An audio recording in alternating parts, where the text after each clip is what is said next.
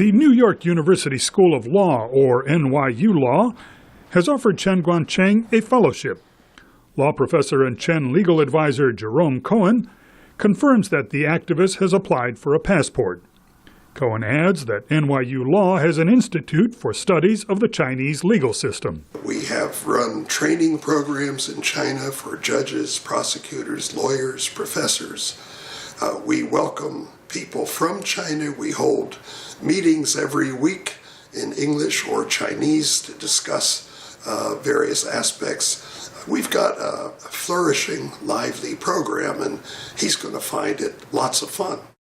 Cohen says Chen could benefit from studies of the American legal system, even if it does not apply to China. American law is very valuable background information for people contemplating legal reform in any country. It doesn't mean they want to import it, but they may want to get ideas.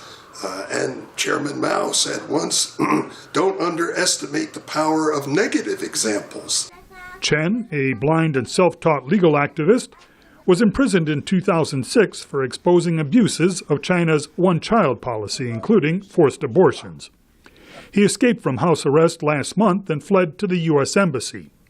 Chinese authorities assured him he would be able to study law in his native country, but he subsequently said he feared for his family's safety and asked to come to the United States. His drama coincided with a visit to Beijing by U.S. Secretary of State Hillary Clinton for annual bilateral talks. Michael Kalma, a China analyst at the Asia Society, a private educational organization, says Chen's case presents America with a challenge.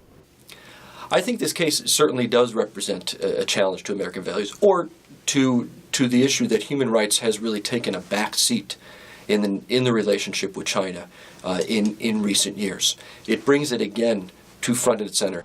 Kalma says China has been forced in the short run to address the human rights issues that Chen represents.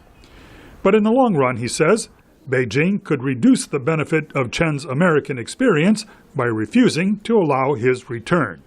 If we look at the past impacts, I think, of previous Chinese dissidents who eventually came to the United States, the impact is lessened by the distance between where they are in the United States versus the things that are going on a day-to-day basis in China. Professor Cohen says there is excitement at NYU Law about Chen's possible arrival. But he adds that it would have been better if the activist could study freely in his homeland. Peter Fedynsky, VOA News, New York.